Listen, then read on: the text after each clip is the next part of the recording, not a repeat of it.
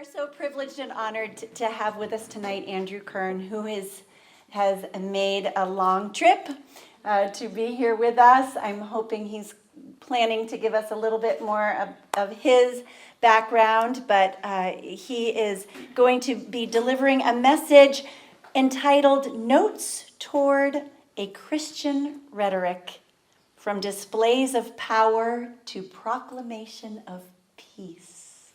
I hope that intrigued you as much as it did me. Mr. Kern is a wonderful speaker, a learned man. He has written his own, several books, but he has written a book entitled Classical Education, The Movement Sweeping America, which you may have heard of, and he is the president and founder of the CIRCE Institute. And it is just a gift and a pleasure that he is willing to come and speak with us tonight. And he is also, may I add, a longtime friend of Miss Dye and Miss Ward. And so that is especially important that he came to be with us tonight. So Andrew, thank you for making the trip. We appreciate it. We're so glad you're with us. Welcome, Andrew Kern.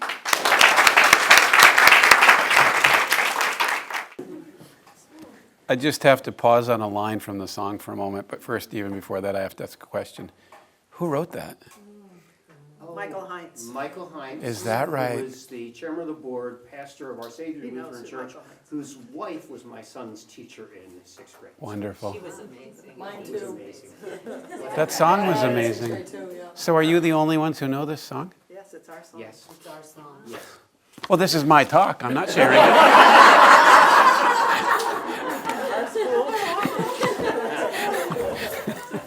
What, you need to, oh, thank you.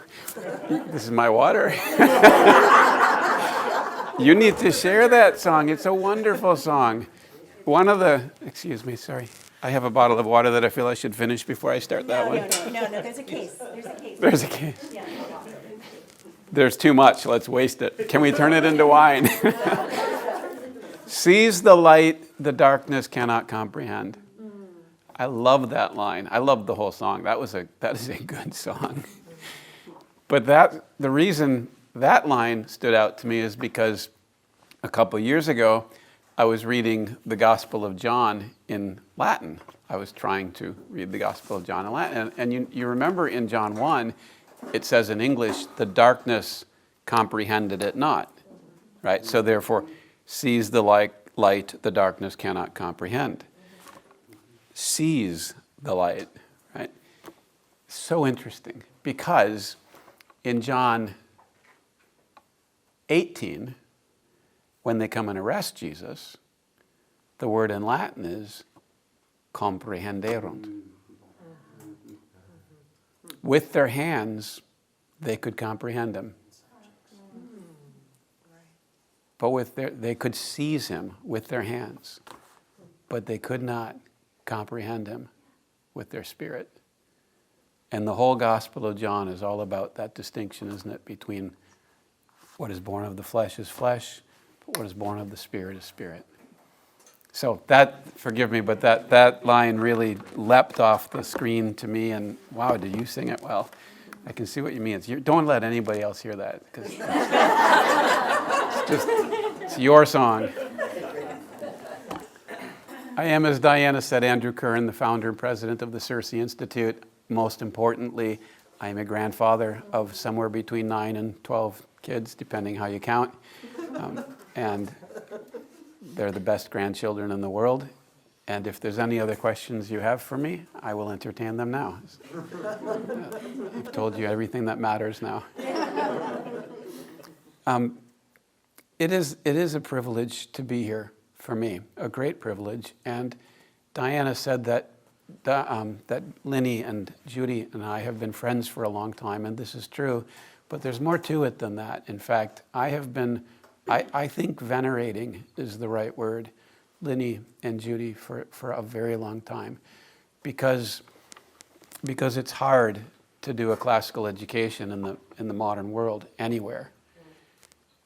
And it's hard to not compromise anywhere. I think it's safe to say that in some ways it's even harder here, or has been even harder here for the last few decades. When I speak with people from the New England region about classical education, it's not unusual at all for them to comment on the darkness, on the spiritual darkness, on the resistance. And so a question comes to my mind that I would like to ask you, which might sound like an odd question at this point, but I want to ask you a question, and it is this. Are you optimistic or pessimistic about the direction of things right now? How many of you would put yourself in how many of you are dispositionally optimistic just by birth? Raise your hand, okay? Okay, raise your hand. And how many of you are kind of pessimistic by, like Eeyores, right? Okay, I have a very strong Eeyore in me. How many of you are just sort of middle of the road waiting to see what happens, or, neither optimistic nor pessimistic? Okay, one of you, okay, two or three, all right.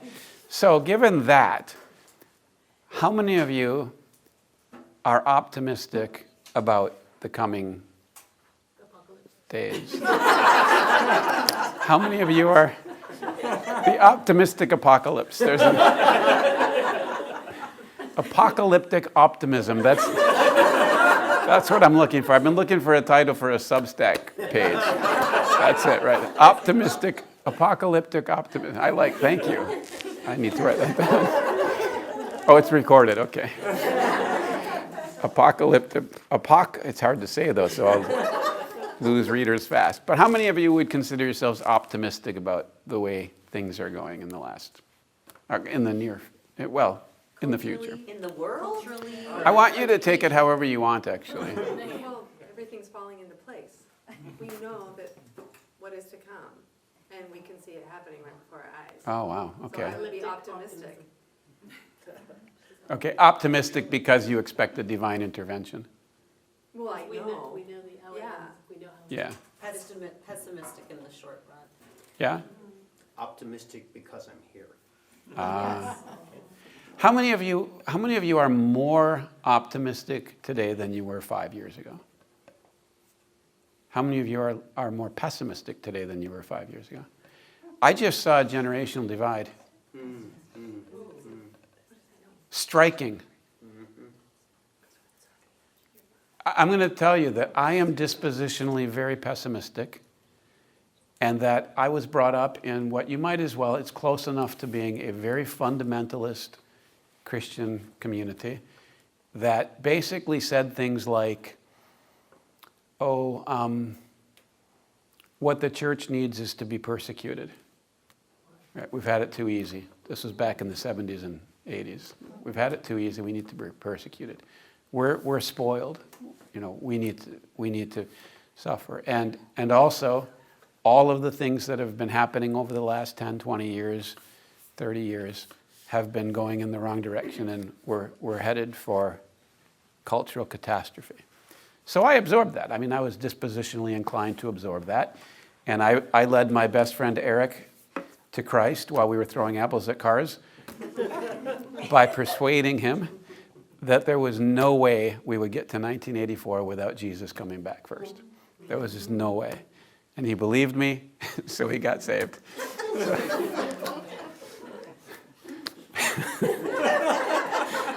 I'm not sure what to say next. But I will. What's that? How's he doing now? Well, that's an interesting question. You're going to regret asking me, I think. I actually saw him in September for the first time in 40 years. And here's what happened is he got saved. He went into the army. He went to Korea. He met a woman. He got married. They came back.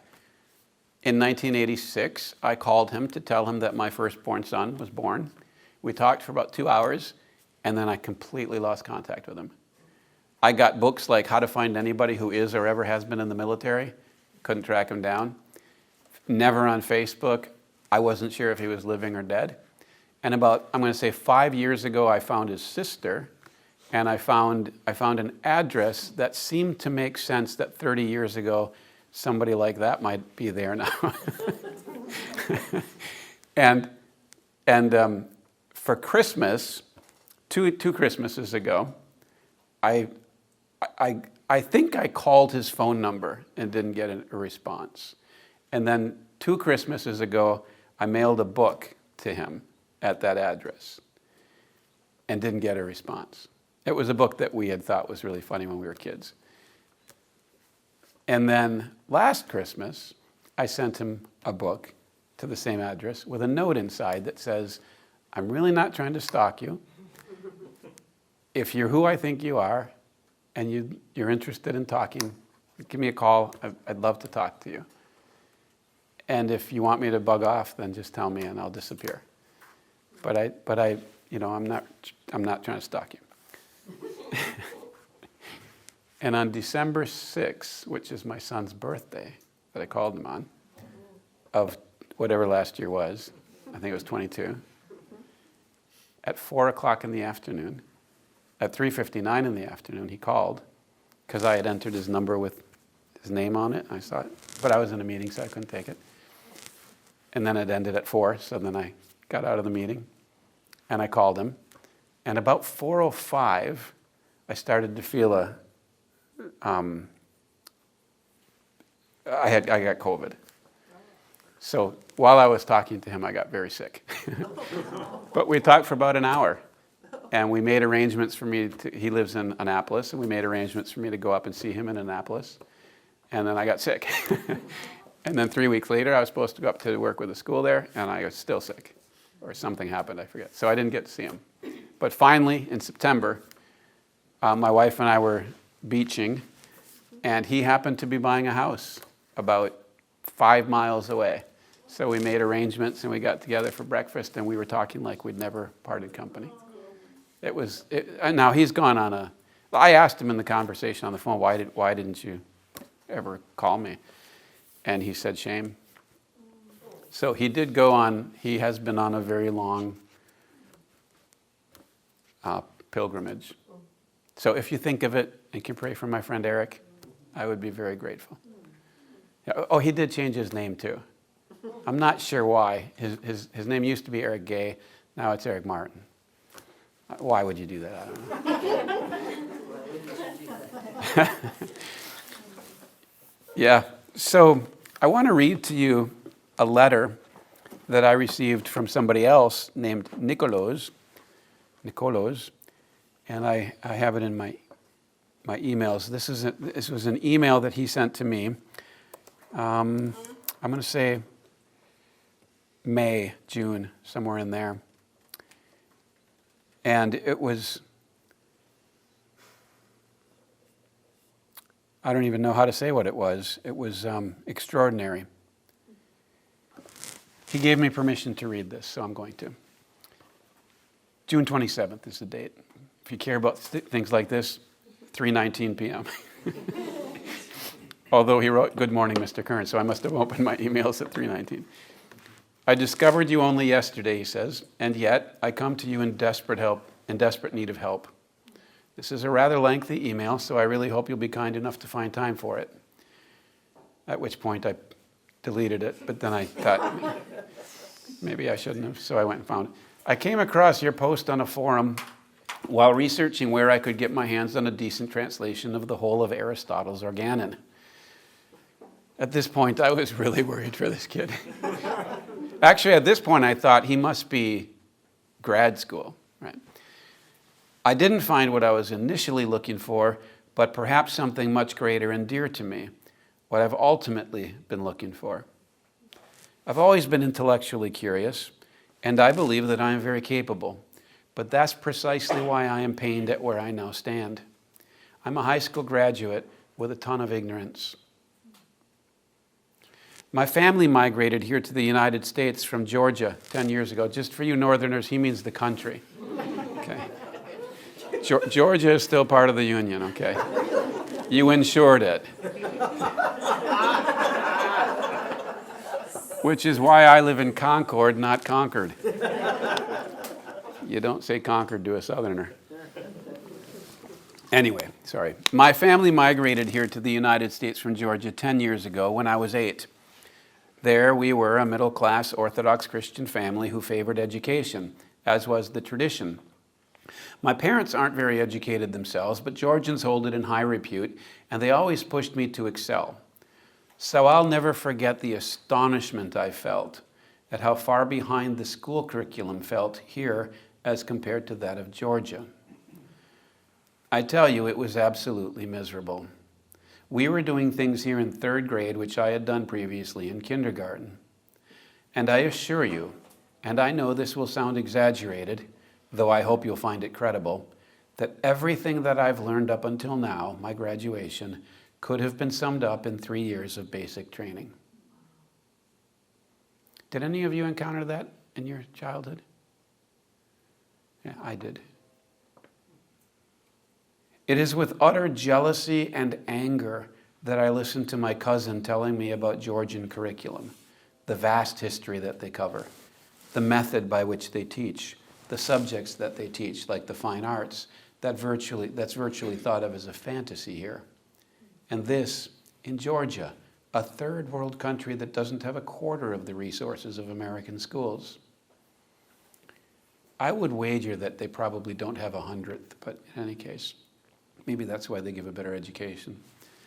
Now, I do take it for granted that I only attended American public schools, but still, I feel that I've been fiercely wronged, that I should have been made use of to the fullest extent. That's an amazing sentence, don't you think?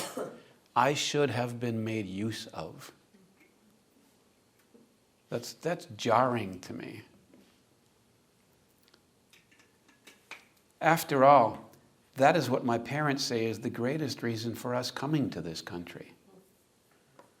And in this, I feel like a Jurgis of Sinclair. Now, just in case you're wondering, I have no idea who Jurgis of Sinclair is. I do remember there was a Sinclair gas station down the road from my house when I was a kid that had a dinosaur. Maybe that's Jurgis. But does anybody know who Jurgis of Sinclair is? I've been too slothful to look it up. But I've only had 4 months, so be patient with me. But listen to this next sentence. But all those thoughts are now in vain. Now, I'm 59, so part of me just laughs when I read an 18-year-old write that. On the other hand, part of me aches when I read an 18-year-old say that. Do you know what the number one cause of death is for men under 50? I know this is true in England. I think it's also true in the States. Do you know what it is? The number one cause of death for men under 50? Suicide. I was a youth pastor in the 80s, and at that time I read that 1 out of 12 boys tried to commit suicide, and it was a terrible crisis.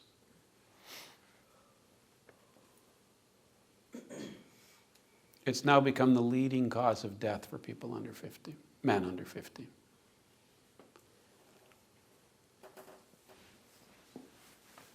All those thoughts are now in vain. I am now striving to educate myself through books.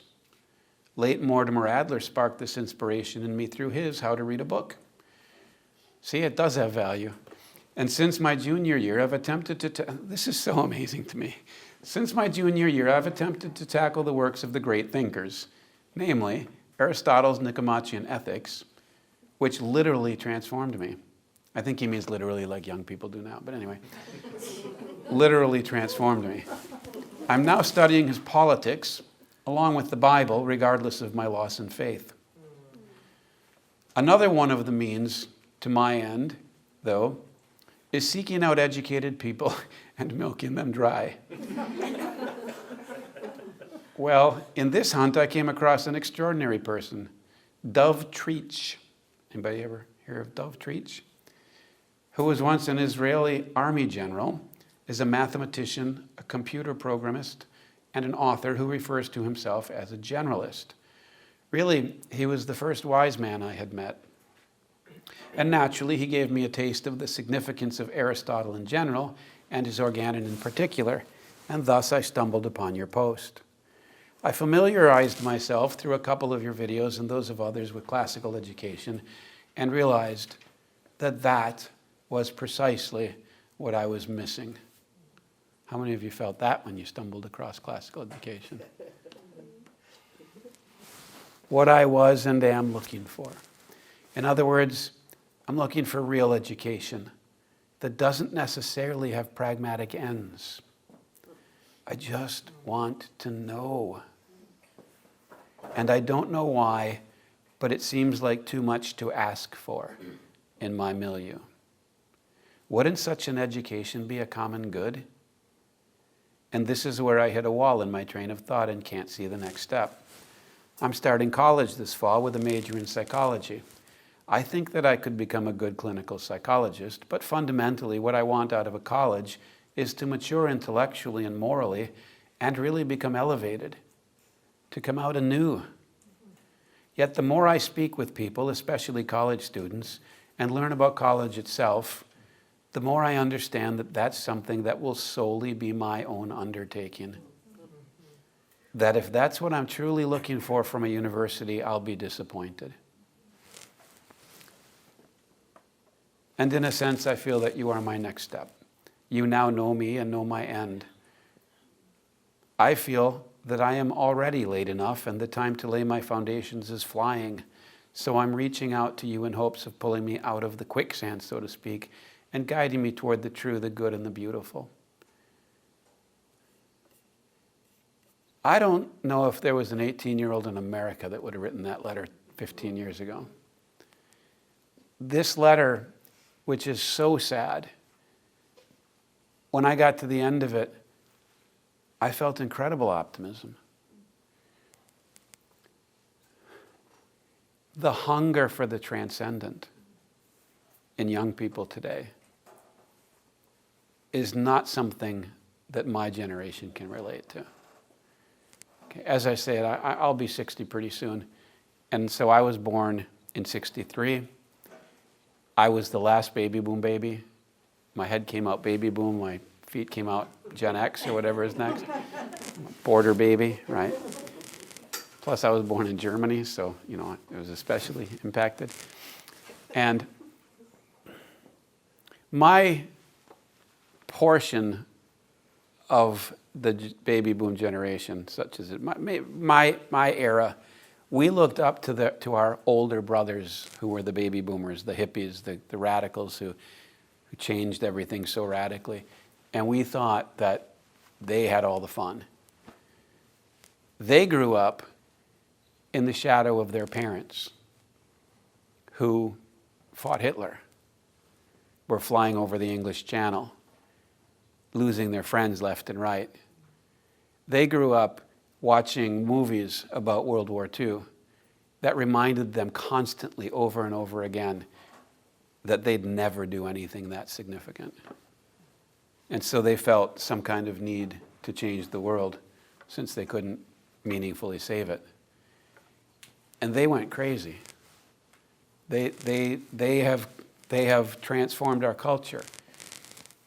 But they weren't what we would, at the beginning,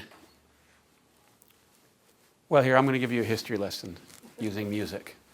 Okay. The 60s began in 1963 with the assassination of John Kennedy.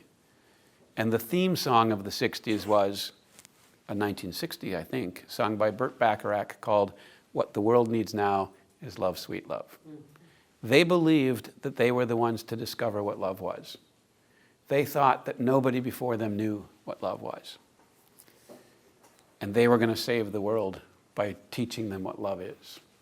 By the 80s, they were singing, "I Want to Know What Love Is," which was a good question to ask only about 20 years late. The 60s ended with the fall of Saigon, and the theme song of the end of the 60s in 1974 was "Seasons in the Sun." How many of you know that song? Yeah, right? You remember that one. Number one song on AM radio in 1974, Terry Jacks. Interesting thing about that song, it was written by a French poet, and I think it was written by a French poet when he committed suicide. I'm not positive about that, but I think so. Then the Beach Boys in the 60s tried to turn it into a cleaned up a bit pop song. It didn't have any traction. Their timing was wrong. Then Terry Jacks made it a very syrupy song, And everybody fell in love with it. And the reason for that is because it is the going to bed song, it is the dirge song or the eulogy song of the 60s by that generation. I say that for these reasons. The verses go like this. Goodbye, my friend, it's hard to die, while all the birds are singing in the sky. And then the chorus of that verse is, we had joy, we had fun, we had seasons in the sun, but the stars we could reach were just starfish on the beach. It's a song of deep disillusionment. The second verse is, goodbye, Michelle, my little one, you gave me love and helped me find the sun. I forget the rest of that part. I always thought he was singing to his girlfriend there, saying goodbye to his girlfriend. Turns out it's his daughter. No wife. No wife. That's the other thing the 60s gave us. An unbelievable quantity of children without mothers and fathers, without married parents. An unbelievable breakdown in the family structure. And so they were singing, goodbye, Michelle, my little one. And they were remembering that loss. The third verse says, goodbye, my friend, it's hard to die. No, I said that first. Sorry, that was first. The third verse says, goodbye, Papa, it's hard to die. I think that's when the birds are singing in the sky. No, please forgive me. Goodbye, Papa, please pray for me. I was the black sheep of the family. So we've got, I would suggest to you the three things that define that generation. Friendship above all, right? Exploring with your friends, going out into the world and seeing what's there, breaking down the barriers. Free sex and children, sentimental affection, but not committed. And third, black sheepery and the loss of our innocence. And when Terry Jack sang that in 1974, he was singing the lamentation, the recognition that our childhood is over. And keep in mind that 1974 is when people who were born in 1946 are about 28, 29 years old. They're being confronted by adulthood now, irresistibly at that time, because you couldn't be a kid until you were 40 in those days, right? And so they were being directly confronted by the fact that all of the stars that they were going for were just starfish on the beach. That was a disillusioned generation, and that's why you had the yuppies. The hippies became yuppies, right? And it's Steve. Have you ever read that book? Have you seen that book, Boomers, by Helen Andrews? That's a really interesting analysis of that generation, and she's got a great chapter in there on Steve Jobs. They promised freedom and gave us, I can't remember what she said they gave us, but certainly they were a very deeply disillusioned generation. And the reason they were disillusioned is because if you grow up listening to Barney when you're in preschool, you will be listening to heavy metal when you're in 8th grade. Okay? You can't hear lyrics like I love you, you love me, we're a happy family, I love you, you love me, we're best friends as friends should be, without feeling sick to your stomach when you're in 5th grade. Right? So when you give people pure syrup, okay, when you give people pure syrup, they get sick, right? Because you know why? Because it's a lie. It's a lie. And when we lie to our children when they're little, when they get to middle school, they catch on. And they become angry, and it becomes heavy metal music. They listen. In other words, they go the opposite way. But they don't go from lie easily to truth, do they? We don't. We don't easily recapture our balance. Right? That whole generation was looking for some new kind of transcendent vision. The age of Aquarius. Have you ever listened to that? To the songs? This is the dawning of the age of Aquarius, right? Well, maybe it was. I don't know. I don't know my astrology well enough, but we should let the sun shine in. I'm into that. And I appreciate the fact that they were frustrated with the overly regimented life of the World War II generation. I get that. I understand. I myself growing up was struggling because I was, as I mentioned, I was growing up in a fairly fundamentalist family. I think it's reasonable to say that. But I did go to public school. I didn't hear the same things at school that I heard at home. I did watch TV. I was extremely curious. I read widely. I found the whole world really interesting. And I found that frustrating because one part of me was wanting to be fixed and stable and just focused. I wanted to be totally devoted to Jesus. And another part of me wanted to explore the whole universe and everything in it and loved let me know something. Did you catch that line? He said, and this is kind of what I'm responding to. He said, I'm looking for real education that doesn't necessarily have pragmatic ends. I just want to know. You know why he just wants to know? Because he's a human being. What's that? That's what Eve wanted. That's what Eve wanted. That's why she was temptable, right? But to be temptable isn't to be, forgive me, contemptible until you give in, right? And it wasn't something bad. The fruit of the tree of knowledge of good and evil was made by God. It was not a bad tree. The knowledge of, probably my suspicion is that if she had not eaten, if she had not taken the fruit, she still would have got the knowledge of good and evil, except she would have conquered it, right? Instead, don't you just love knowing good and evil the way we do? That's speculation. But we are created to know. Aristotle said it vividly. All men by nature desire to know. And then he proves his point right away. The proof of this is in the fact that we use our senses, to summarize ever so briefly, especially the eye. Now, it is true that the eye is an extremely practical sense. It's nice that if a fist is moving toward your face and you're a boxer, you can move, right? It's very practical. It's nice if there's a car coming toward you and you can stay on your side of the lane. There's very practical things. But that's not always, and I would argue it's not even usually why our eyes are open. I think usually our eyes are open maybe out of terror as fallen beings, but I think usually our eyes are open just because the world is so amazing. We want to see it. I'll tell you what, driving from the airport, I love Massachusetts trees. Love them. I like North Carolina trees, but I'm from Wisconsin, and that heavy humidity that makes everything look so worn out by August, it just doesn't have the vibrancy. I love Massachusetts trees. I have no practical utility for them. What happened was the schools got hyper-pragmatic. And it wasn't anymore good enough to know something because it's true. It had to be practical.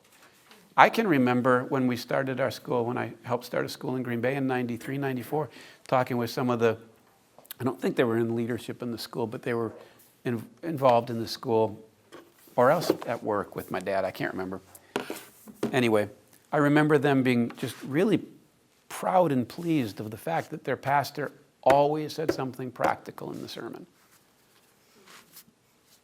I'm not opposed to the practical, believe me. I want to survive.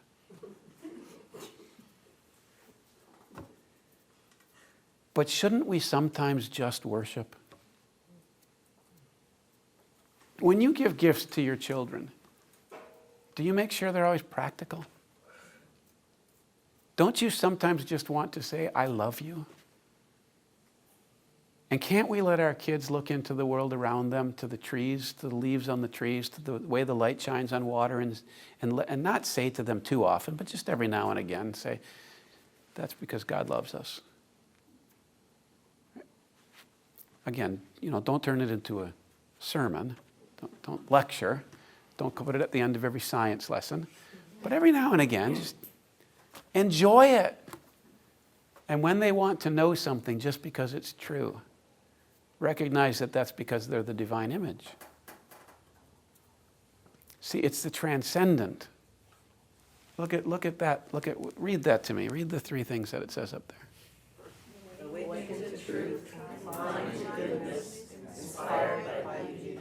Which of those is practical?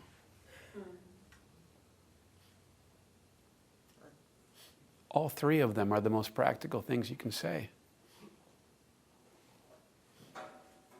Have you ever noticed how messed up your life gets when it's based on a falsehood? You know the truth, it'll make you free. How many of you want to be slaves? Inclined to goodness? Inspired by beauty? That's feeding the soul right there. That's what it takes to be healthy right there. Last I checked, health is good. Health is practical, right? When you read about investing strategies and everything, they always say the most important thing you have is your health. Well, they're wrong. The most important thing you have is your relationship with the Creator who makes you healthy. But in a sense, that's the same thing, isn't it? Right? But your physical health, as important as it is, it's not as important as your spiritual health. Now, this might sound like a really wandering, long, pointless introduction.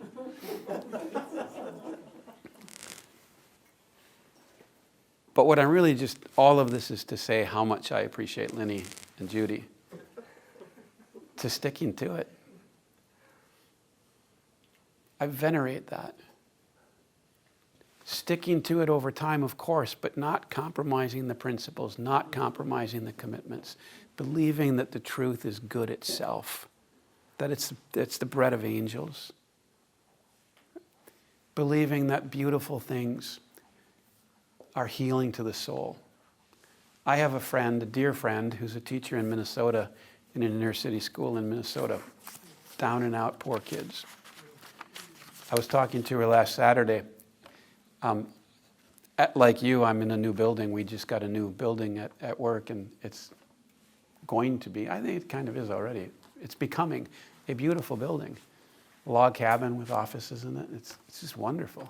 I can't wait till we're done with it. But see, here's the thing about it. This is a bit of a digression, I admit, and I apologize, but it is still on the point.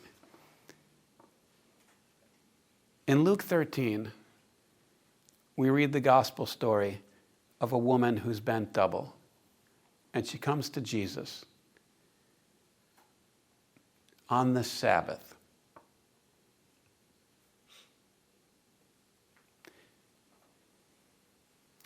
I think it said 18 years.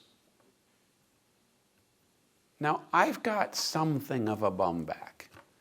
Last time I was here, about 18 years ago, it went out on me while I was presenting to the teachers in the community, and I had to sit on a stool for the rest of my time. I go to a chiromaniac every 2 weeks. I stretch and walk, and I do all kinds of things for my back, but I have not been bent double for 18 years. And I complain.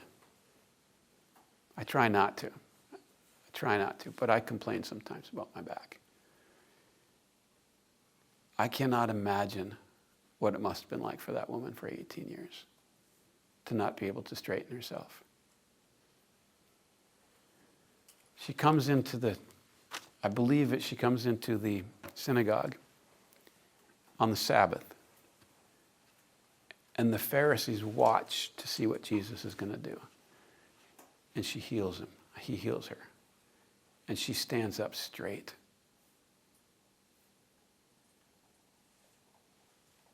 And they're mad at him. That's analogous to how I have felt moving into the new office. And I didn't even know it.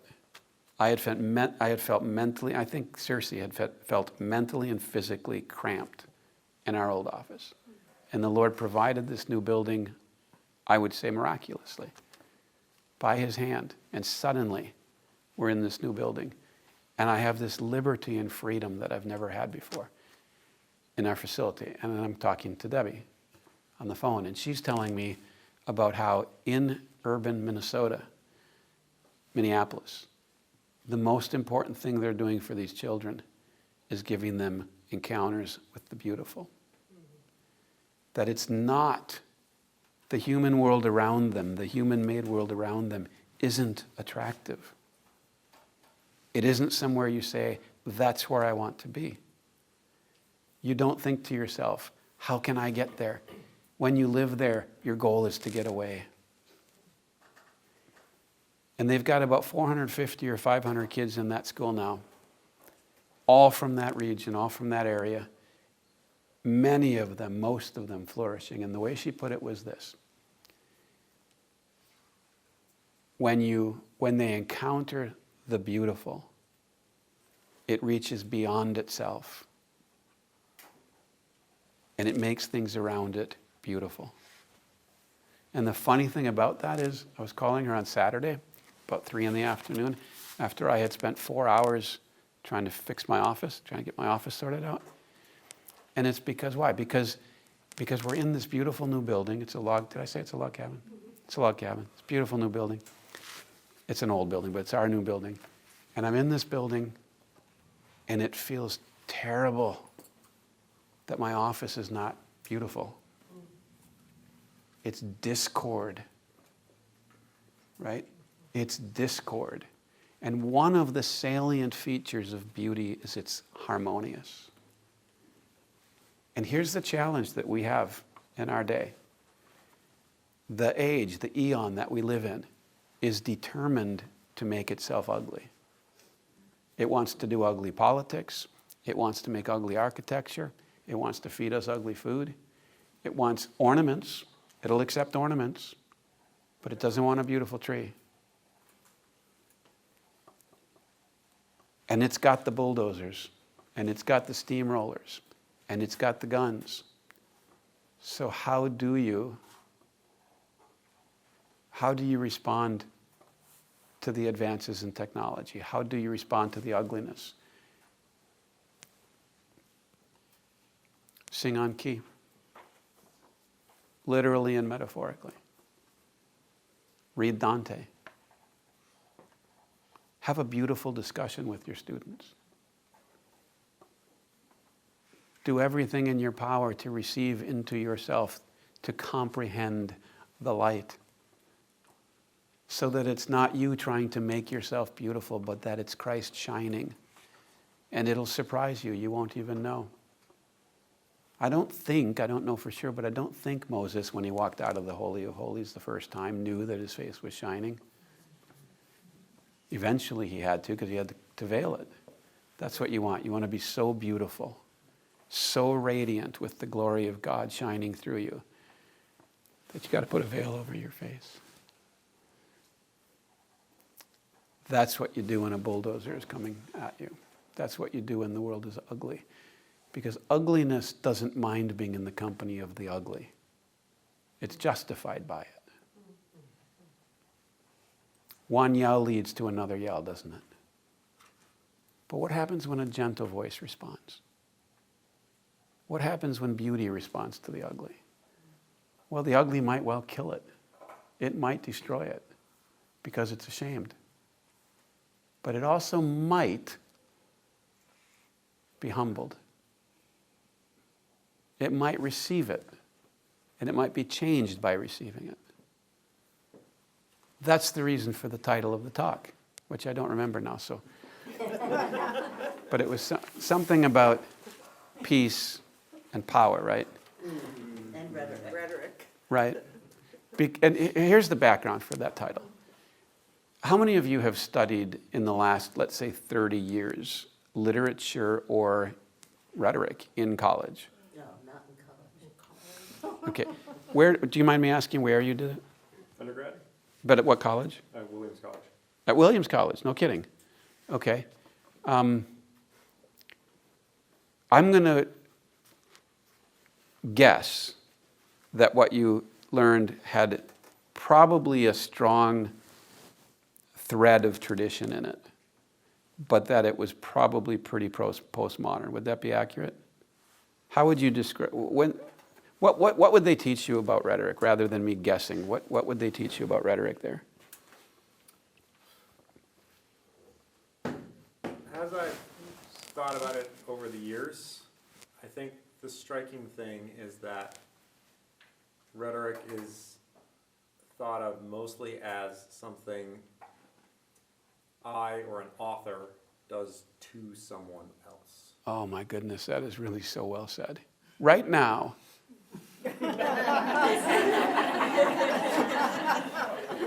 right now, I am engaged in a power move over you.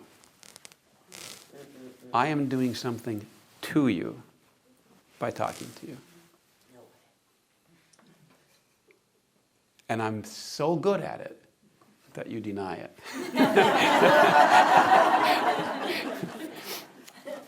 In other words, in the logos theory, the theory of language, the theory of what the word is, okay, the purpose of language is to get your way. Now, not everybody goes as far as Foucault, but are you familiar with what Foucault argued? It's become relatively well known. He was a radical I always forget how you're supposed to say that. Deconstructivist. A French guy who came to America, and basically, I think it's safe to say that his fundamental argument became, we are atomized individuals fighting to survive in the world, and everything we do is an attempt to have power so that we can survive or overcome. Now, let me just say that there's a lot more truth than that sounds like, and it's not necessarily as cynical as what he's saying. It's not unlike what Nietzsche said, that everything we do is based on the will to power. But if what you hear when you hear that phrase, will to power, is we're all nasty and at war with each other, that's not what Nietzsche was saying. The will to power is Nietzsche's best understanding of what Aristotle would have called actualization. But Nietzsche didn't believe in an essence. Okay? That probably got really confusing all of a sudden, didn't it? What I'm basically meaning is this, that when we listen to Nietzsche, when we listen to Derrida, when we listen to Foucault, when we listen to most modern linguistic theorists and people talking about why we speak to each other, the fundamental premise is that we live in a world that ultimately is forces either in conflict or in harmony. Okay, forces in conflict or in harmony. Now, where does that come from? Sorry. It's an advertisement. Oh, well, what is it? I mean, we might want it. It's a xylophone. Free xylophones. I love it. I want one. No, they're selling rhetoric. Yeah. Let's take advantage of this moment. Never let a crisis go to waste, right? So what is advertising? Right? Most modern rhetoricians, most modern theorists of language and communication would argue that advertising is an attempt to get you to do what they want you to do. And that's what they're doing, so it's a good argument, right? And so at a really high level, you might say rhetoric is persuasion. But around 1920, if you're interested in this, go back to magazines from the 1920s and before, and then look at magazines after 1920. Around 1920, they figured out that people don't buy things because they're persuaded. Okay? They buy things because they're moved, okay? Because they feel a connection. And suddenly, these long, like go to National Geographic, there's these full-page advertisements with mostly words, right? And almost overnight, by 1925, let's say, most of the advertisements have only a few words and lots of pictures. And they're trying to create a mood, they're trying to create a world, right? To where in the 90s and noughts, most television advertising became storytelling. And what they're trying to do is get you into the story and say, I want to be part of that story, and then I'll give them my money. Well, they were wrong. We weren't just giving them our money, we were giving them our freedom. We would give them our souls to be part of those stories. Excuse me for a moment here. And so communication, which, look, it's happening all the time. Communication in a world that is forces working on each other, attracting and repelling each other, communication is just another example of that. This actually goes all the way back to Copernicus and Ptolemy. Right? What happened in the 15th and 16th century was not just a scientific alteration. It was cosmic in the deepest sense of cosmic, in the sense of ultimate. Prior to, let's say, 1500, but let's say you wake up on Christmas Day in 1500 and you look around the world. What you see is a meaningful cosmos where music is filling everything and causing everything, defining everything. It is a cosmic harmony. And that doesn't even sound New Age to you. Okay? You just think, oh, it's a cosmic harmony. You just felt it in your bones, right? And everything you looked at meant something. When you looked out at the stars, you asked yourself, what does it mean? Now that gets corrupted in astrology, but it also gets fulfilled in true meanings. And you saw Earth, depending on how much of a Christian you were versus how much of, let's say, just a classical or pagan person you were, you saw Earth as communicating the gospel. You'd go out and plant your gardens, and you would know that that seed there, right there, that seed is an analogy of the kingdom of heaven. Right? We knew that because Jesus told us. Right? And so we lived in a world that was meaningful, and it was harmonious, and it was real, and it was true, and get this, it was knowable. But if you woke up in 1600, you would write Hamlet, and you would say, nothing is stable anymore. You're not under the same monarchy, you're not under the same church, you're not under the same moral code, you're not under the same political theories of life, you're not living in the same universe. One of Shakespeare's better friends was a guy named Thomas Digges, I think. I don't know how they'd said it then. His name was Thomas. Either he or his father's name was Thomas Digges. But anyway, this guy's father was the person who championed Copernican astronomy in England the most. One of the fun things hidden away in Hamlet that's just fun to look for is Shakespeare is playing a game with us with names. Does anybody know Ptolemy's first name?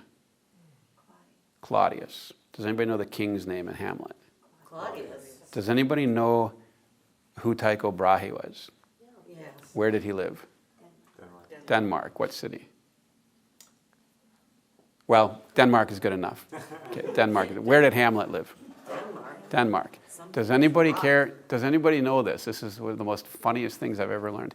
Does anybody know who the signs that Tycho Brahe had on his shield? Because he was a noble lord in his castle. Anybody know what the two of the four signs on his shield? Pardon? It's very niche. Was it Very niche, yes. was it a hand? There were two of them. One was a red cross, a Rosenkranz, and the other was a gold star, a Guildenstern. Yes. Does anybody know where Copernicus came from? What country he lived in? Poland. Does anybody know how you would say male Polish person in Latin? Polonius. At that time, there were three different cosmologies being battled out.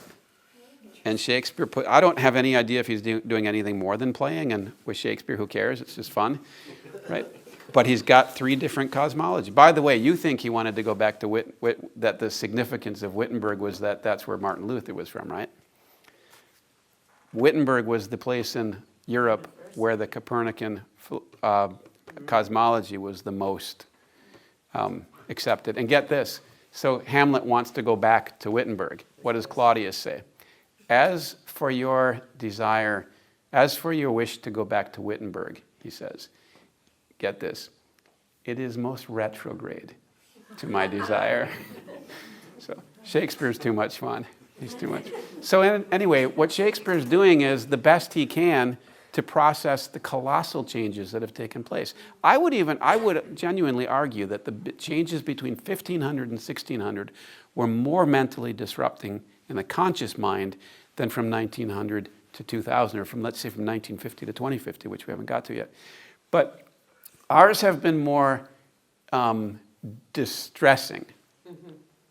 Henry Adams, your own Henry Adams, he wrote a book called The Education of Henry Adams. And in it, he describes the world that technology has brought about. And have you ever heard of the Adams curve? I just learned about it today, so I'm excited I have to talk about it. The Adams curve, you've heard of what's that theory that computing power accelerates 18 months, it doubles every 8? That's Moore's law. Moore's law. Right, okay. Well, he came up with Adam's law, but they called it Adam's curve. His understanding, his claim, or his argument was, every 10 years, our ability to generate energy doubles. Okay, so from 1800 to 1900, the ability to generate electricity or whatever doubled, and it did. Okay, and he said, we have exchanged the Virgin for the, what did you used to call a dynamo? We have replaced the Virgin with the dynamo. This is what he meant. The Virgin is the image of the transcendent. She gives birth to Christ himself. She is pure. She is stable. She is, that's a pretty good summary. A pure, stable person who gives birth to God. The dynamo is all about change, all about force, all about this world. And money, yeah. And power. Right? Okay, now why would we do that? Why did this happen? This is not a 1950s transition that took place. This is a 500-year transition we're going through. And what we did was we dropped the notion, and there's a critical point to what you're doing here in this school. We dropped the notion that the world is a harmonic truth knowable through virtue. And we replaced that with the mechanical force knowable by method. You say that again. No, I don't remember what I said.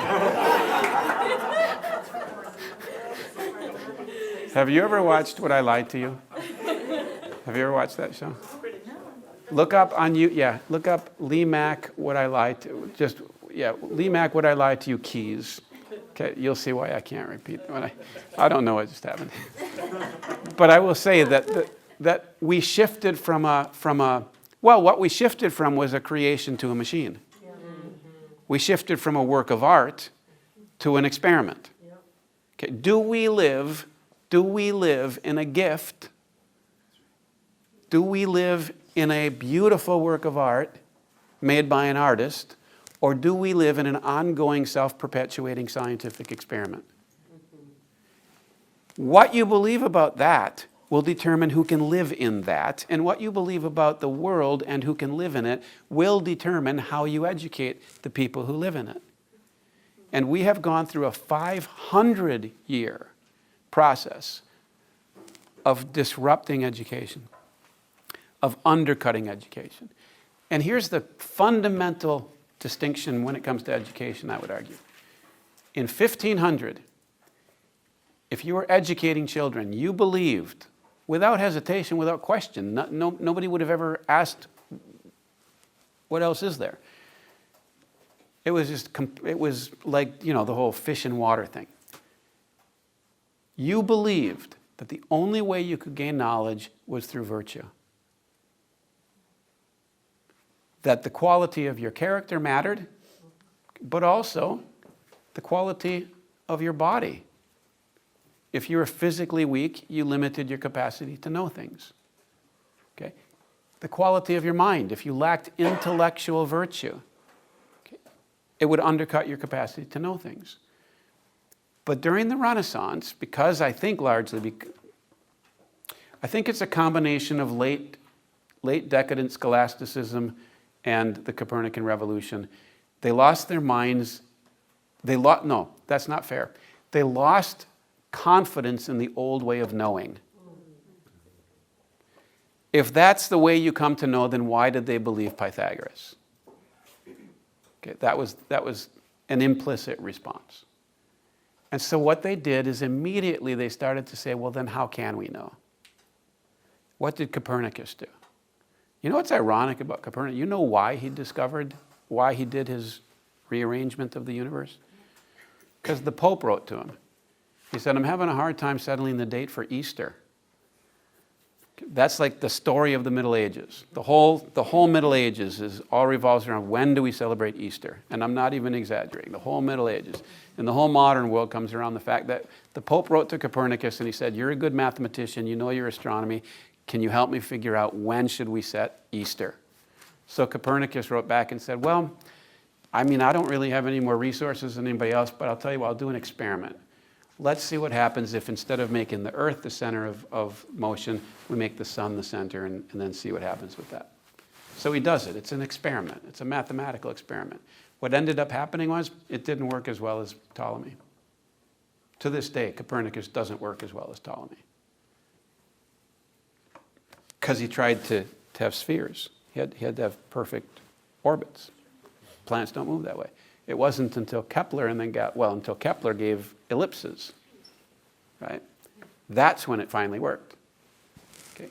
Tycho Brahe looked at what Copernicus did, says makes sense, but here's what it says to me, is you have the Earth and everything goes around the Earth, but then there's the sun, and then a couple planets, 3 planets, Mercury and Venus move around the sun. So he's got this very complicated, Brahe does. Yeah. So if you can try to imagine that, right? So it becomes very confusing and complicated. The reason we believe now that the Earth moves around the sun is just because it's simpler. We don't have proof of that. Okay. Well, we believe it. You and I believe it because we were told. Okay. We receive it on authority, just like everybody did in the Middle Ages and was honest about it, right?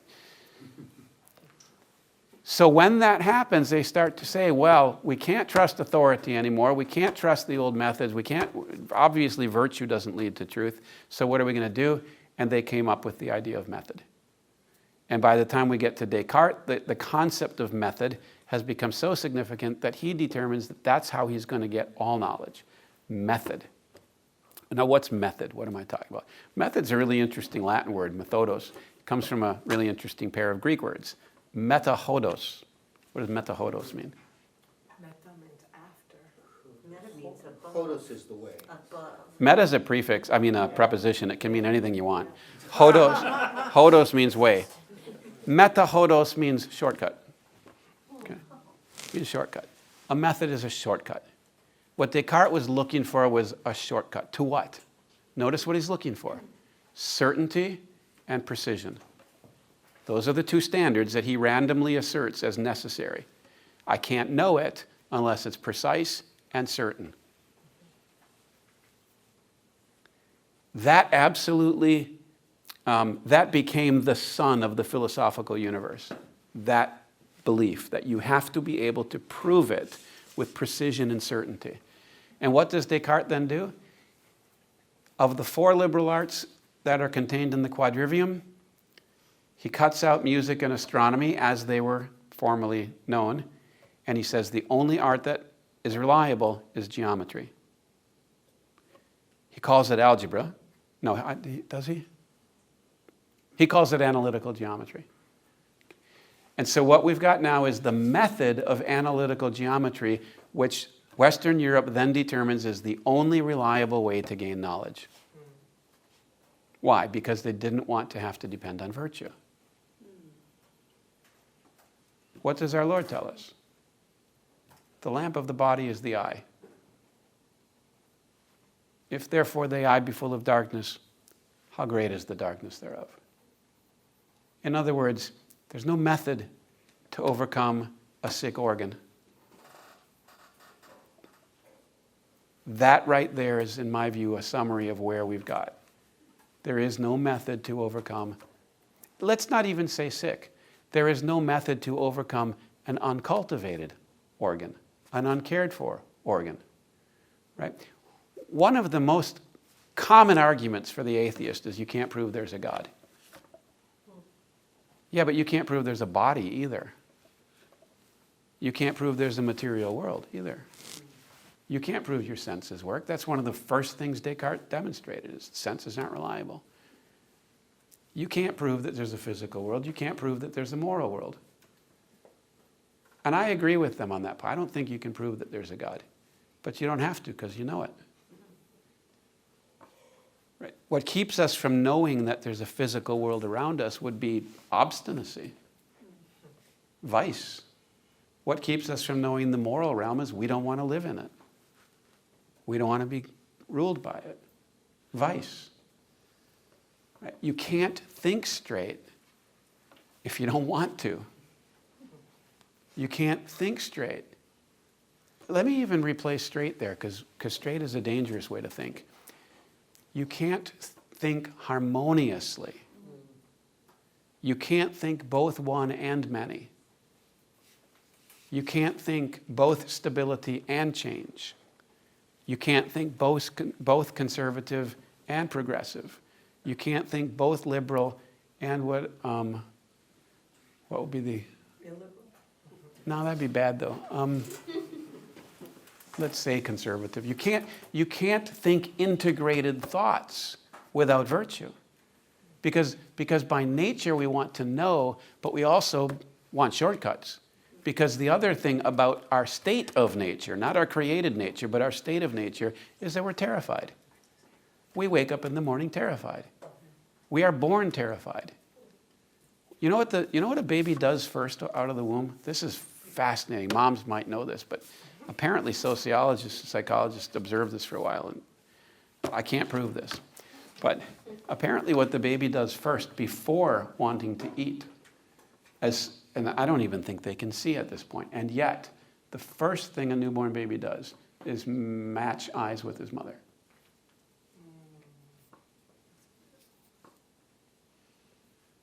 Maslow got it exactly wrong. The first need of human beings is not food. Our first need is not bread. Our first need is the love of our mother. That's the most saving moment in human society. When you interfere with the moment when a mother meets her child's eyes, you've just undercut society. Not all at once, don't get me wrong, but you've just contributed to, let me say, the unraveling of society. We are very complex beings. We are deeply spiritual beings.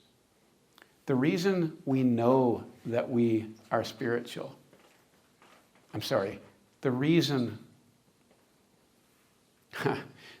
we don't need to prove that we are spiritual and can't prove it is because we know. There are things that begin thought, and there are thoughts that end thought. There are things that begin morality, and there are thoughts that end the very possibility of morality.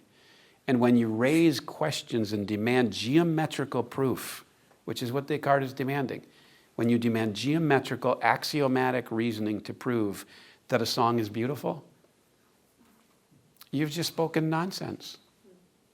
That's why there had to be a romantic reaction to the Enlightenment. Because they knew. They knew. What I'm suggesting for you here is a few things, but it all comes down to this. We have great reason to be optimism. We have many to be optimism. We have many reasons to be optimistic, in fact. One of those reasons is because of that letter that I read to you from Nicolos. The human spirit never stops searching. Never. And what we're seeing in kids 20, 25 and under is I think the word might even be recrudescence, except that sounds like a crude word, but I'll use it. Revival of the sense and feeling and need for the transcendent. Right? Kids in the 60s, they could just take for granted that they would be able to get by until next week. Kids can't do that anymore. They need meaning for their life. They need the transcendent, and they are crying out for guidance and wisdom, and you're here to give it to them. I believe that you're moving into sunlit uplands. Do you know when it was? Does anybody know where I got that phrase, sunlit uplands? Pilgrim's Progress. Maybe. If so, then I got it from somebody who got it from that. I got it from Churchill. And does anybody know when Winston Churchill spoke of sunlit uplands? If I'm not mistaken, it was 1940. Yes? Yes. At the darkest hour. I'm going to give all of you a suggested exercise. Maybe even do this with your students. In 1939, September 3rd, 1939, World War II began.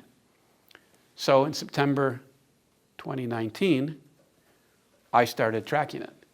And what I would do is I would watch a video that takes about 15 or 20 minutes that describes what happened that week And then I would read Churchill for what he did and talked about that week. And he's all about himself, so there's dates on everything, his letters and everything. And it's been an extraordinary experience. But what I can tell you is what I never realized, and it really hits you when you give it time like that, is that in 1940, during the Battle of Britain, Britain was alone. Absolutely alone. Do you know how long it took the Germans to defeat France in World War I? 6 days. They never did. In World War I tricked you. I switched wars. 4 years, they never did. If you've watched Wonder Woman, you know that Ludendorff, spring of 1918, Ludendorff broke through the British and American lines and French lines and got deep into France, French territory. And it looked from the outside like Germany was now finally going to win this war because they broke through. But Ludendorff forgot that you have to feed your army and keep the gas in the tanks. Well, horses. So they overstretched, they overextended. And at that point, America finally got their horses together and they drove the Germans back and then humiliated them, of course.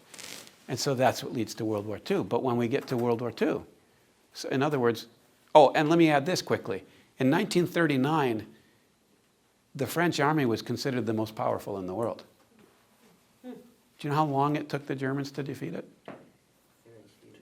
2 weeks. Maybe if we, 2 months if we want to bring in a lot of but basically 2 weeks. They had planned it out in detail. They had new techniques, new technologies. I mean, you want to see method in its most effective? Watch the Nazis before Hitler starts telling them what to do.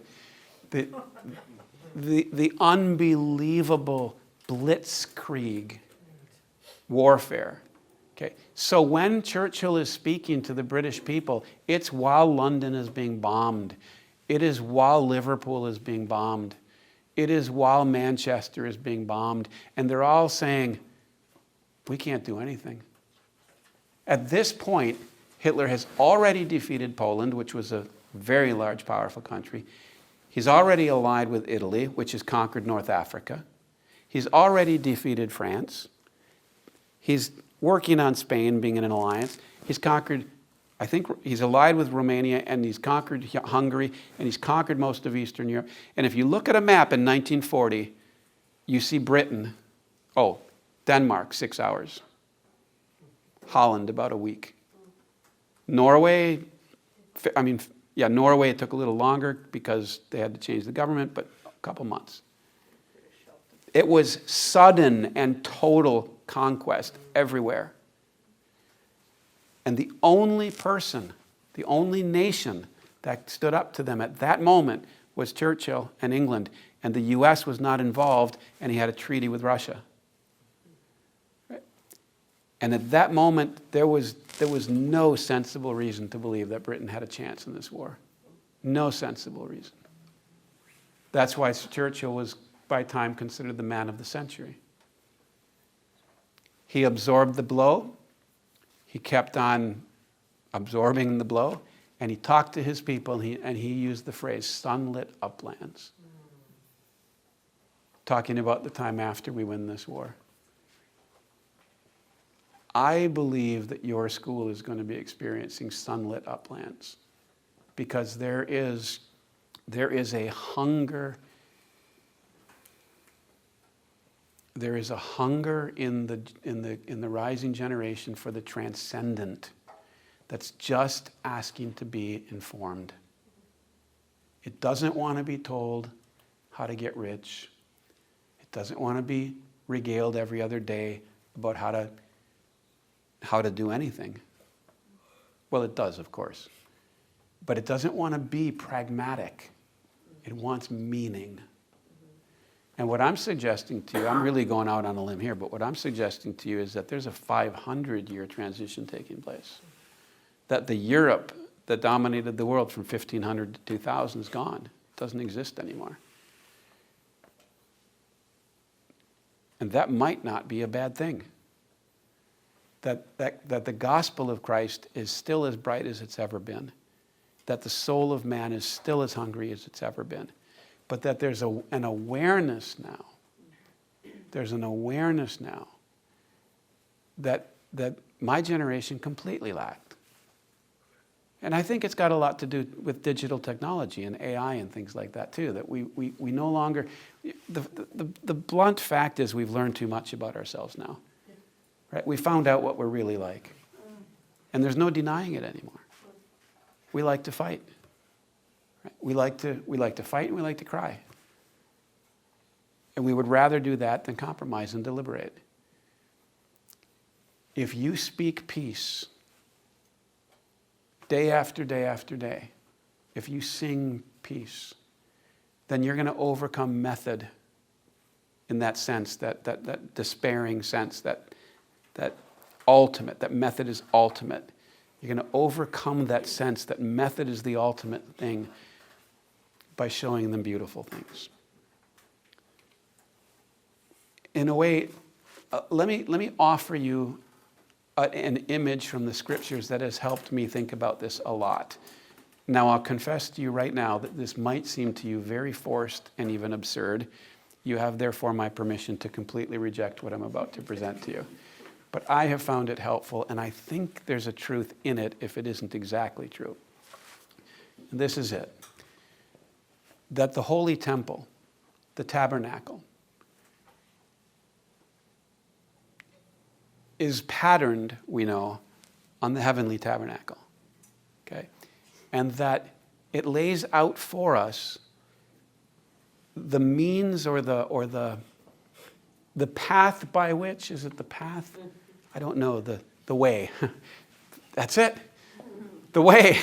It lays out for us the way in which God reveals himself to us. But get this. God is so kind and so merciful that he doesn't demand that right off the bat we immediately understand everything spiritually. He takes it and puts it in the gift of a puppy to a child. He puts it in the seed that gets planted in the garden. And he lays out, there's a pattern there, a pattern by which being reveals itself. That's universal. You don't fall in love with a person because you analyze them.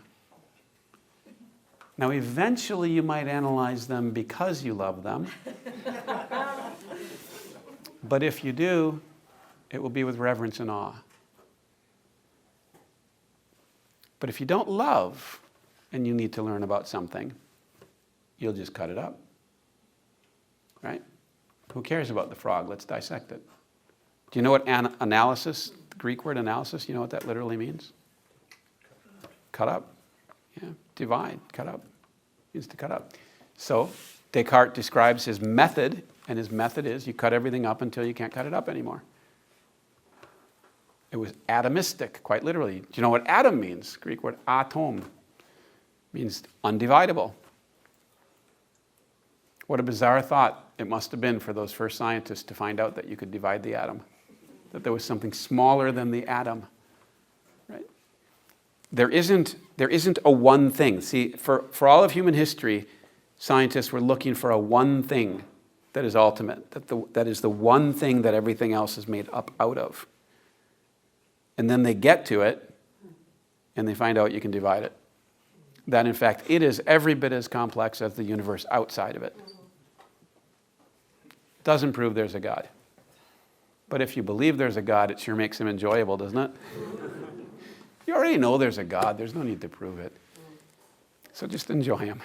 So, here's where I'm going. If you go to the temple, in the Old Testament, you're not allowed in the Holy of Holies, are you? But even if you are allowed in the Holy of Holies, what's on the mercy seat?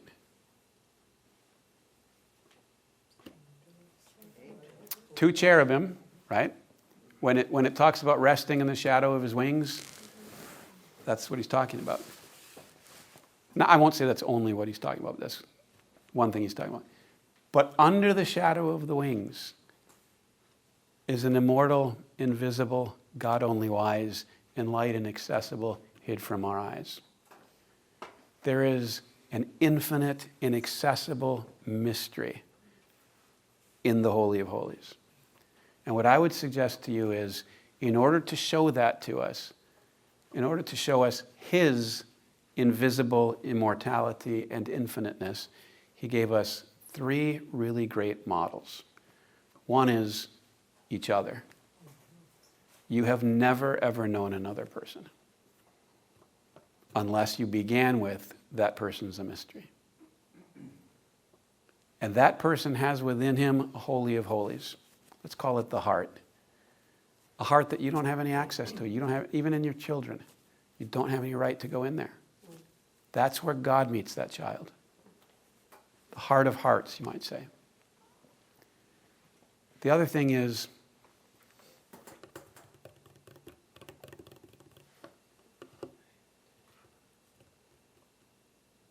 numbers. An angel once came to God and said, "Can you explain infinity to me?" So the Lord said, "Start counting."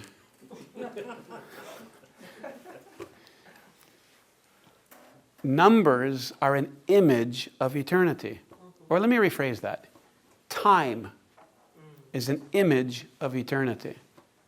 What the heck? How can that be? Isn't it the opposite? Well, no. The only reason we even get the idea of eternity in our hearts is because it's there. God put it there. But the only reason we can think about it in our minds is because of time. And at first I thought that was ridiculous. How can you have something finite as an image of something infinite? And then as soon as I asked the question, I thought, oh, each other. You're an image of the eternal, invisible God, right? And time is an image of eternity. That's how God is with us. But everything has within it its own mystery. Right? We know this when we give our children gifts. My favorite illustration for this is the puppy. You give your child a puppy for Christmas, and you expect them to just pull the puppy out of the box and start counting the feet and whiskers, right? No. What happens is the unknowable mystery of dogness of that particular dog, of that particular puppy, radiates outward in the behavior of the dog, in the licking of the face. What is that? That is the radiance of the glory of the dog. When you see a painting, you don't see the essence and the internal, the hidden meaning, otherwise you'd be able to exhaust it. But what you see is the part you can see. You see the radiance of the glory of the painting. I've read Dante, I don't know how many times. I've worshipped at the altar of, well, I haven't actually, but I've read Homer very much, and I've never, ever exhausted anything close to the essence of that work of art, right? But that's a truism. That's true of any halfway decent book. Everything that exists has within it an unapproachable, mysterious essence and should be responded to that way because everything is speaking to us. Everything is declaring to us the glory of God. Everything. But it radiates. What does it say in Hebrews 1? He is the radiance of his glory. That's what I'm talking about. No man has seen God at any time, but the only begotten Son who is in the bosom of the Father. He has proclaimed him. He has revealed him. He has made him manifest, right? Well, the puppy makes itself manifest in its physical body and in its behavior. And what happens to the child when he sees the puppy alive and licking and doggy? Depends how old the child is. If he's young enough, it's instant love. Right? It doesn't require analysis. It's love. And please hear that, because the love has to precede the analysis. And then what happens? The child starts playing with the puppy. Steps on its tail. Puppy whines. But the child loves the puppy. So he feels bad. He notes. He might not think, but he notes. If I step on his tail, he'll cry. He starts wrestling with the puppy. He accidentally bends the foot the wrong way. He notes, if I bend his foot the wrong way, I hurt the puppy. He doesn't think these things. He just knows them and feels them in his being, right? He loves the puppy. And because of his love for the puppy, get this now, he discovers principles about the puppy. He discovers what will lead to the puppy flourishing and what will lead to the puppy suffering. And because he loves the puppy, he wants it to flourish. He wants it to be blessed, right? And that's why you should give little kids a puppy long before they ever ask for a date. They also have to fast before they can go on a date. That's my first advice for you dads of daughters. Any guy who has the civility to come to you to ask your daughter, to ask you for permission to date your daughter, ask them how they fast. If they can't fast from food, forget it. Forget it. And then you tell them, if you'd like me to teach you, happy to do so. Now you're in a discipleship relationship with your future son-in-law, right? And your daughter wants to kill you. Maybe so, but Eve wanted to kill her dad too. I mean, let's face it, Adam and Eve's problem was they wouldn't fast. So, where was I? Oh yeah, so the child learns by interacting with a puppy that he loves that some things lead to it flourishing and some things lead to it suffering. But please notice this. The principles, the conscious awareness of the principles are a result of love. They don't lead to it. They are a result of love. And then what happens is, because he's discovered these principles, he then starts noticing specific facts about the dog. Now, he's not going to probably start writing it out. That would feel sort of insulting, but maybe he would. He would if they're baseball cards. He'll start analyzing. My puppy is sick today. What did he eat? He'll start looking at the details, the facts, the elements of the dog's body, the elements of the dog's food, the elements of the dog's environment. And now he starts to get a very practical knowledge. Notice that. A practical knowledge. You want to really be practical? Then don't make practical the main thing. Make worship the main thing of God and of things respect, awe, reverence. And that reverence receives the object. And when you receive something into your soul, because it's made by God, you will love it. You will, unless you're just wicked, in which case you need to repent. But that's the next part. You've discovered principles. And you found that you're hurting the thing. Maybe you're hurting your relationship with God. Maybe you're hurting your spouse. Maybe you're hurting a friend. Okay, you discover that, and so you start to identify the principles. You start to think about it, and you know what you do? You repent. You do this thing that in Greek is nowadays called metanoia, but in the old world, metanoia. A changing of the mind. There's meta again, right? Metanoia. The nous has to be changed. The mind has to be changed. That's what principles enable us to do. Now think about this for a second. I want you to think about something. When does God give the law in the Old Testament? Anybody know what chapter it's in? Exodus 20. There are 50 chapters in Genesis. Therefore, how many chapters are there before Exodus 20? 69, but yeah. There's 69 chapters in which I think there's one law presented. There are 69 chapters of God revealing himself to the children of Israel and to mankind. And yeah, he's an awesome God. He's scary. Don't wrong him. But the one thing you see over and over again is he keeps covenant. He keeps his promises. He loves those who love him. And in that context, having delivered his people out of the land of Egypt with his mighty hand, he brings them out into the wilderness so that he can make them his own bride, his own chosen people. And he says to them, here's the terms. You're not going to have any other husbands. I'm the only one. You're not going to go chasing off after any other gods. You're not going to make graven images. And because I want you to be healthy and whole, you're going to honor your father and your mother. You're not going to steal from each other. You're not even going to envy each other. You're certainly not going to kill each other. Those are the terms of our marriage. Now imagine if that was what he said in Genesis 1. I've often thought, what do we do first day of school? 10 Commandments, right? These are the rules, right? I'm not saying that's the wrong thing to do. But I have often thought, what would happen if for 69 days we told him really good stories and kept promises, and then told him the rules? Just a dumb idea.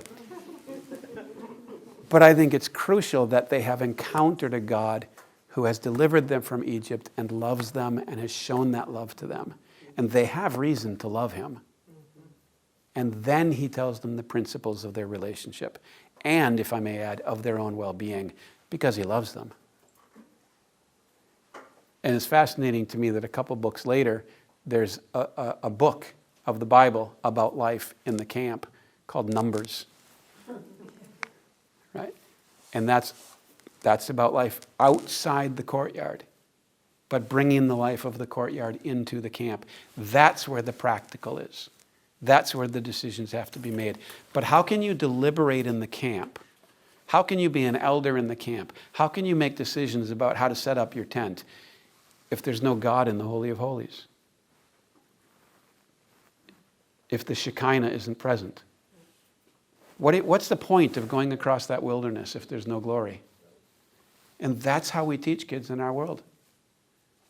See, the pattern I'm suggesting to you is that everything is like the temple. Everything. I think that's one reason. Well, I think the Lord's Prayer is patterned on the temple. But one of the things that he says in the Lord's Prayer, in the original, it's in this order.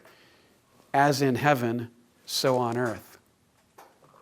Right? We say on earth as it is, but it's as in heaven, so on earth. As in heaven. That's the pattern for us to imitate. Right? That's the pattern to imitate. Heaven comes first. And it's in the Holy of Holies that we see God enthroned and we worship him. But again, every being has its own Holy of Holies. So let me try to simplify and end this very long talk. Forgive me. I keep looking at that clock there, and it reminds me that time is an image of eternity. But from what I can tell, that clock has stopped, so I'm just going to keep talking. So, what time? Oh, I have a watch, Rat. Oh, it's cyclical. Okay. That is an atomic clock. That's good. Thank you. I feel so much better now.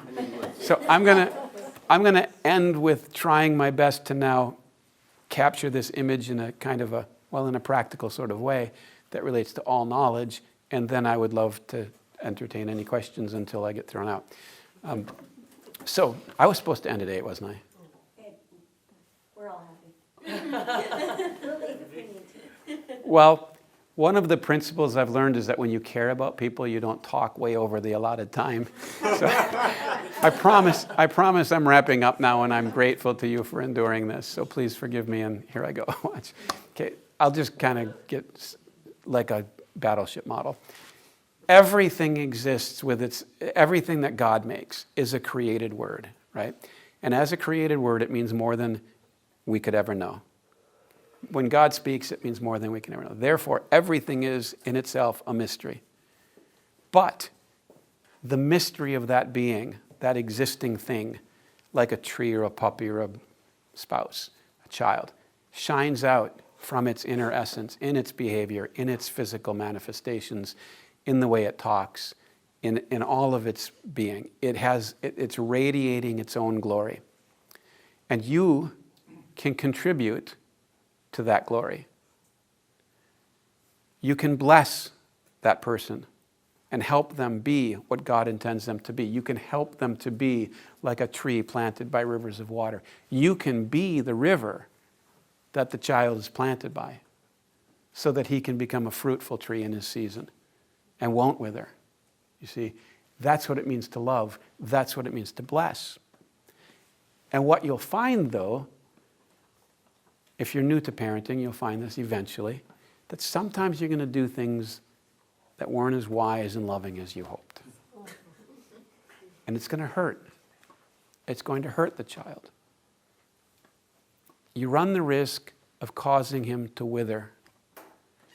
You run the risk of causing your child to go dim.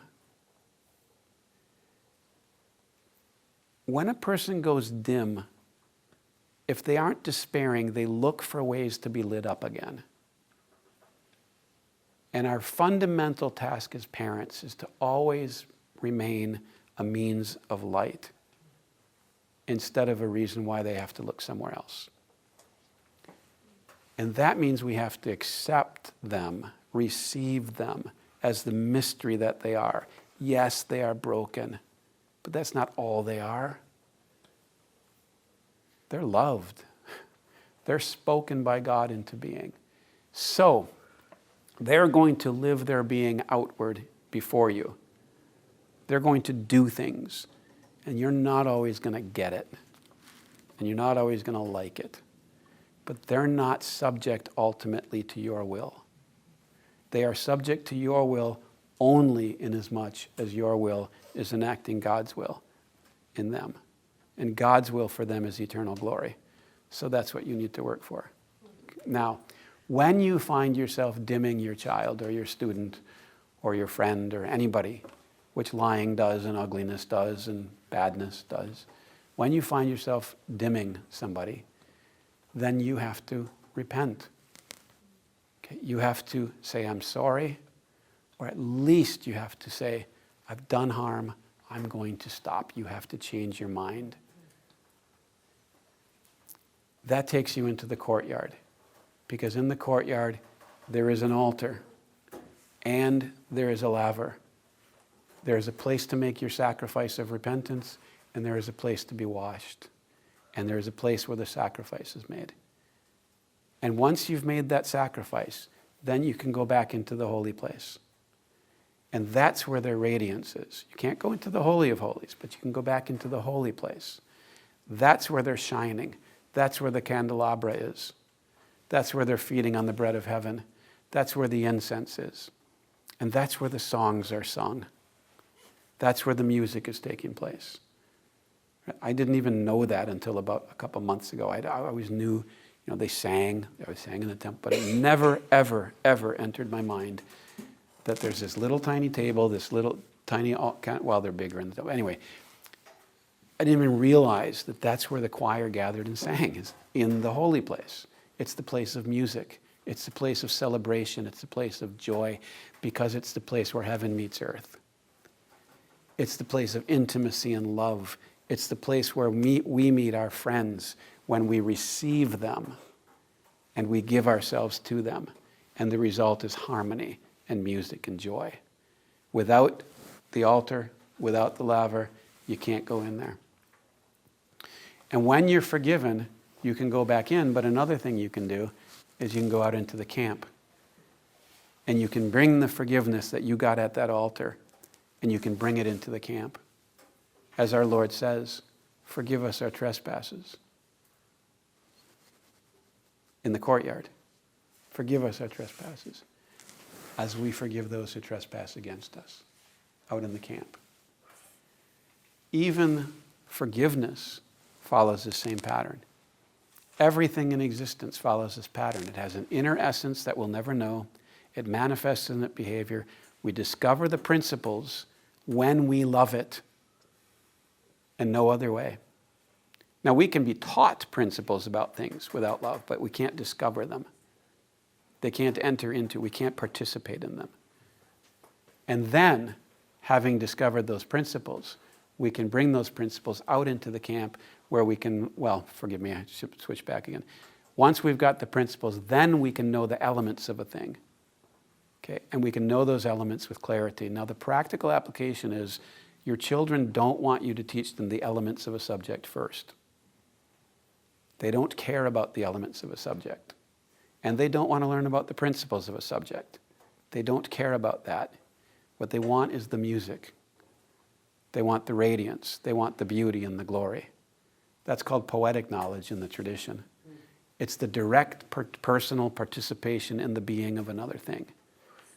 Before you dissect the frog, you let them play in the pond. Before you dissect the poem, you chant it, sing it, memorize it, just enjoy it. Before you dissect a piece of music, you let them listen to it. Right? You encounter it. You encounter the radiance of the being of the thing. And then from that will come an interest in the principles. And from that will come an interest in the elements. And you watch, actually, I was about to say, you watch, you do this. You've been doing this. You have been doing this. You have been teaching them the beauty of things. You have been showing them the glory of things. So I'm going to tell you, I'm going to end with this one practical application that I've only recently come to believe, but I'm now going to tell it to you. Never tell your students anything they don't already know. If they don't know it, then you have to show it to them. But all I've been talking to you about tonight is stuff you already knew. That's my opinion. So, the end.